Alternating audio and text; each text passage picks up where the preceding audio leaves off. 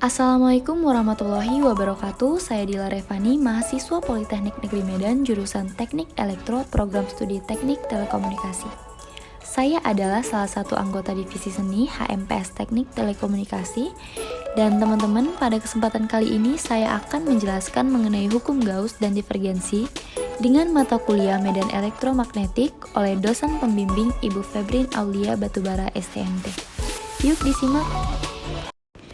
Sebelum mempelajari tentang hukum Gauss, perlu diketahui bahwa hukum Gauss sendiri diperkenalkan oleh Johann Carl Friedrich Gauss, yang mana beliau adalah seorang matematikawan, astronom, dan fisikawan Jerman yang memberikan beragam kontribusi, salah satunya yaitu hukum Gauss.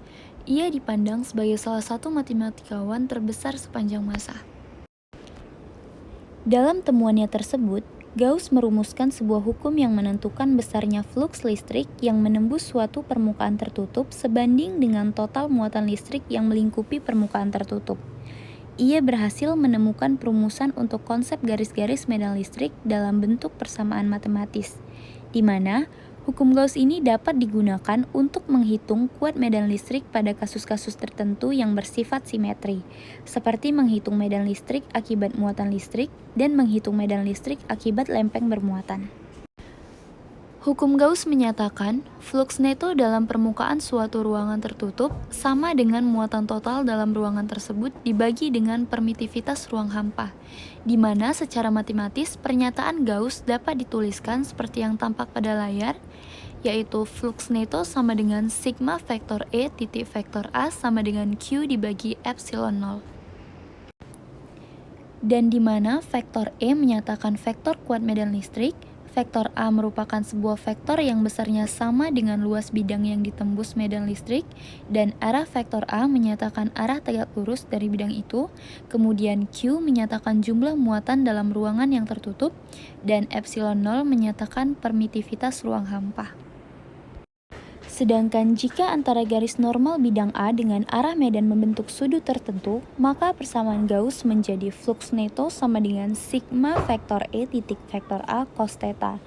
Dan dengan definisi fluks neto adalah banyaknya fluks yang keluar ruangan dikurangi dengan banyaknya fluks yang masuk, sehingga fluks neto dapat dihitung dengan rumus fluks neto sama dengan vektor E titik vektor A2 dikurang vektor E titik vektor A1. Hukum Gauss sering dimanfaatkan untuk menghitung kuat medan listrik. Untuk contohnya seperti ini, dengan rumus fluks neto sama dengan E4VR². Dari rumus tersebut bisa diturunkan ketiga rumus ini, yang mana rumus ini sama dengan rumus hukum Coulomb. Sedangkan untuk menghitung medan listrik akibat lempeng bermuatan dapat digunakan rumus fluks neto sama dengan 2 vektor E titik vektor A, dan dari rumus ini dapat diturunkan ketiga rumus ini, dan ternyata kasus seperti ini tidak bergantung pada jarak kepingnya. Selanjutnya yaitu divergensi. Secara umum, divergensi pada titik tertentu adalah bagian fluks per satuan volume yang menyusut di sekitar titik tersebut atau disebut dengan titik P, seperti yang tampak pada gambar. Sehingga secara matematis, nabla dot A atau divergensi dot A sama dengan limit delta V menuju 0, integral tertutup S A dot ds per delta V, di mana delta V adalah volume tertutup oleh permukaan tertutup S di mana titik P berada, dan secara fisis dengan menganggap divergensi dari vektor medan A pada suatu titik tertentu adalah ukuran berapa banyak medan divergensi atau medan yang berasal dari titik itu, dan dengan melakukan evaluasi pada gambar berikut ini, kemudian didapat persamaan divergensi integral tertutup S A dot ds sama dengan integral V nabla dot A dv, yang mana persamaan tersebut merupakan teorema divergensi atau dikenal sebagai teorema Gauss-Ostrogradsky. Teorema ini menyatakan total fluks luar dari medan vektor A sampai permukaan tertutup S besarnya sama dengan volume integral dari divergensi A. Selanjutnya yaitu penerapan hukum Gauss dalam kehidupan sehari-hari. Yang pertama ada filter elektrostatik, di mana filter atau penyaring elektrostatik ini digunakan untuk menyaring partikel-partikel gas yang tidak diinginkan sebelum dibuang ke atmosfer melalui cerobong asap. Di rumah-rumah, filter ini digunakan untuk menyaring debu agar tidak mengganggu pernapasan penghuninya. Untuk sistem kerjanya, seperti pada gambar ini, pertama udara yang terkontaminasi ditarik oleh motor atau blower melalui mesin logam, lalu dicuci pre-filter penangkap partikel debu yang besar, dan partikel yang tersisa hanya sekitar 0,01 mikron, lalu masuk ke dalam medan listrik yang kuat, yaitu pada bagian ionizing, di mana partikulat menerima muatan listrik.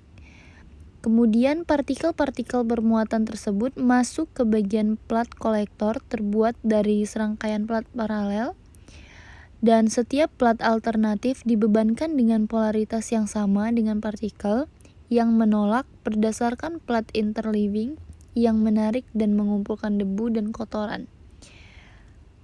Kemudian akan dikeluarkan udara yang bersih. Dengan prinsip flux listrik yang masuk sama dengan flux listrik yang keluar. Contoh yang kedua yaitu kapasitor. Hukum Gauss juga dapat digunakan untuk menentukan nilai kapasitansi dari sebuah kapasitor. Sehingga dari hukum Gauss untuk medan listrik rumusnya yaitu Q sama dengan EA epsilon 0 dan V sama dengan E dot D, dengan C sama dengan Q per V, C sama dengan EA epsilon 0 per ED, kemudian disederhanakan lagi menjadi C sama dengan E epsilon 0 per D. Sekian penjelasan mengenai materi kali ini, semoga bermanfaat dan terima kasih.